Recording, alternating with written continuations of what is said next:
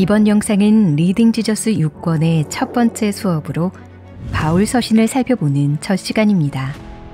13편의 바울 서신이 공통적으로 가르치는 복음의 핵심이 무엇인지 살펴보고 예수 그리스도의 부활이 성도들의 삶과 어떤 관계가 있는지 알아보도록 하겠습니다.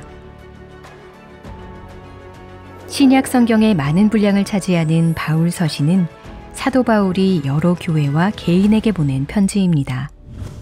바울이 쓴 총 13편의 편지가 신약 성경에 포함되어 있는데 그중 로마서, 고린도 전후서, 갈라디아서, 에베소서, 빌립보서, 골로새서, 데살로니가 전후서 이렇게 9편은 교회에게 쓴 편지이고 디모데 전후서, 디도서, 빌레몬서 이렇게 4편은 개인에게 쓴 편지입니다.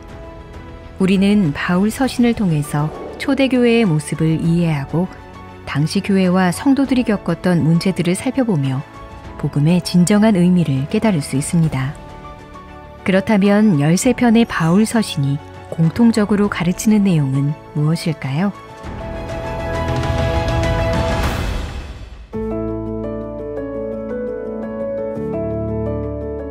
바울 서신은 편지를 수신하는 교회나 개인의 상황에 따라 여러 주제들을 다룹니다.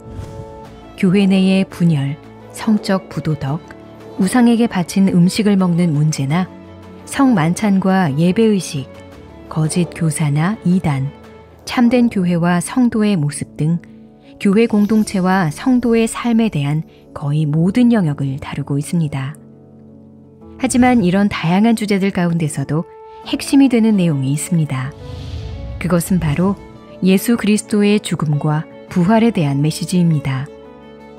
바울 서신의 전체 내용을 원 모양으로 설명한다고 할 때 원 가운데에 중심이 있고 거기서부터 점점 커지는 원이 있다고 한다면 원의 중심에 위치하고 있는 것이 바로 그리스도의 죽음과 부활인 것이죠. 다시 말해 예수 그리스도는 어떤 분이시며 구원을 위해 무엇을 행하셨는지, 예수 그리스도께서 성취한 구원에 우리가 어떻게 참여하는 것인지, 이것이 성도의 삶과 앞으로 다가올 종말에 어떻게 연결되는지가 바울 서신의 핵심 메시지를 구성합니다. 내가 받은 것을 먼저 너희에게 전하였노니 이는 성경대로 그리스도께서 우리 죄를 위하여 죽으시고 장사 지는 바 되셨다가 성경대로 사흘 만에 다시 살아나사. 사도 바울은 예수 그리스도의 십자가를 자랑하면서 그분의 부활이 중요하다는 것을 바울 서신의 전반에 걸쳐 강조합니다.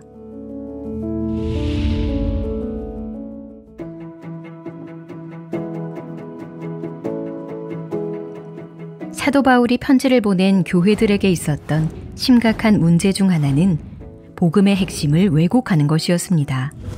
특히 고린도 교회에는 부활이 없다고 주장하거나 예수님의 부활이 그리스도인이 되는 것과 아무런 상관이 없다고 생각하는 사람들이 있었습니다.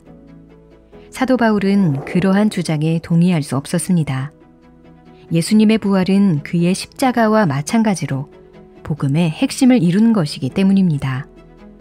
그래서 사도 바울은 고린도전서 15장에서 부활의 의미를 자세하게 설명합니다. 그는 먼저 베드로와 사도들 외에도 예수님의 부활을 목격한 수백 명의 증인들이 있다고 말합니다. 그리고 만일 예수님이 부활하지 않으셨다면 그의 죽음 또한 무의미한 것이라고 강조합니다. 그리스도께서 다시 살아나신 일이 없으면 너희의 믿음도 헛되고 너희가 여전히 죄 가운데 있을 것이요. 예수님이 부활하지 않으셨다면 죽음은 끝내 극복할 수 없는 죄의 결과로 남아있게 됩니다. 그래서 부활이 없다면 우리는 여전히 죄 가운데 있게 되는 것이죠. 하지만 예수님은 죄와 사망의 권세를 이기고 부활하셨습니다. 죄의 문제를 완전히 해결하시고 새 생명의 근원이 되신 것입니다.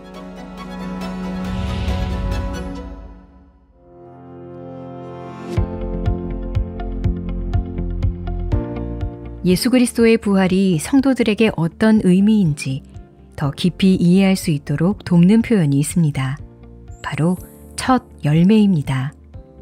첫 열매라는 표현은 농사와 관련된 용어로 구약 성경을 배경으로 하고 있습니다. 이스라엘에서는 매해 첫 열매를 하나님께 바쳤는데 이 일은 곡물을 처음 수확하는 이른 봄, 초실절에 이루어졌습니다.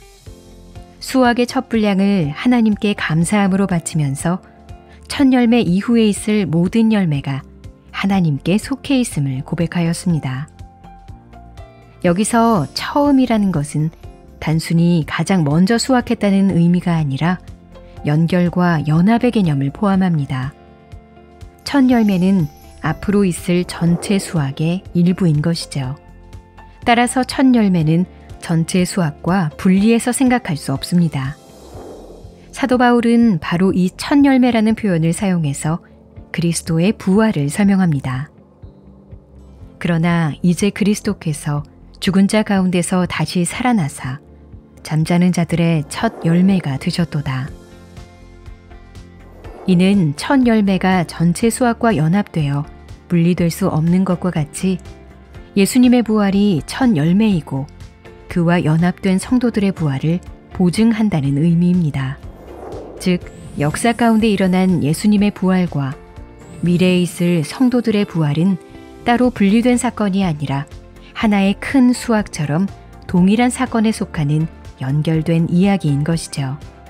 따라서 그리스도의 부활이 사실이라면 성도들의 부활은 의심할 여지가 없는 것입니다. 주 예수를 다시 살리신 이가 예수와 함께 우리도 다시 살리사 너희와 함께 그 앞에 서게 하실 줄을 아노라. 예수 그리스도를 죽은 자 가운데서 살리신 하나님께서 그와 연합된 성도들을 반드시 다시 살리실 것입니다.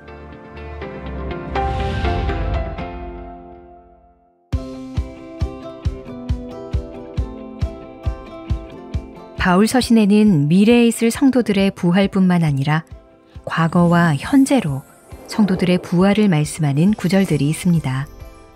대표적으로 에베소서 2장 5절은 허물로 죽은 우리를 그리스도와 함께 살리셨고 라고 말씀합니다.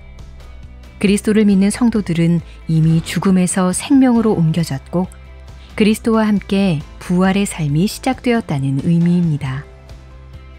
예수 그리스도를 죽은 자 가운데서 살리신 것과 같이 그와 연합된 우리도 새 생명 가운데 걷게 하시며 날마다 속사람이 새로워지는 부활을 누리게 하십니다. 그리스도의 부활은 그를 믿는 자들에게 의로움과 거룩함을 가져다 줍니다. 우리는 그리스도를 통해 그분과 함께 의롭게 되었고 그분을 따라 거룩한 삶을 살도록 초대받습니다. 우리는 이제 더 이상 죄의 권세 아래 있지 않고 완전한 새로움을 입고 살아갑니다. 부활의 능력과 소망으로 현재를 살아가는 것이지요. 이것이 바로 그리스도와 연합한 자로서 부활에 동참하는 삶이자 부활을 사는 삶입니다.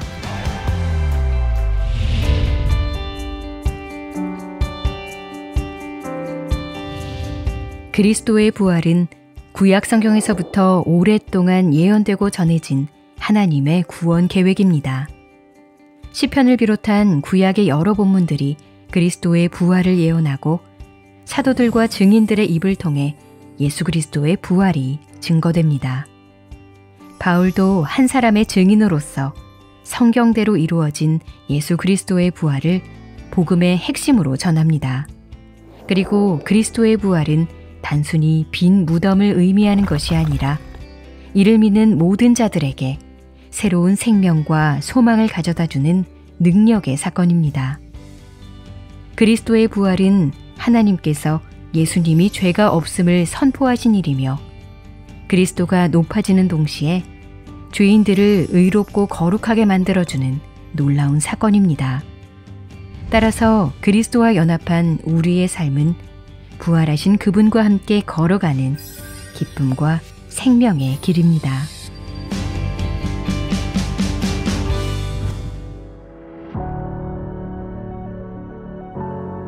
다음 영상은 리딩 지저스 6권의 두 번째 수업으로 바울 서신을 공부하는 둘째 시간입니다. 그리스도 안에서 성도들이 누리는 유익과 그에 따른 개인과 공동체의 삶과 영적 전쟁에 대한 내용들을 에베소서를 중심으로 살펴보도록 하겠습니다.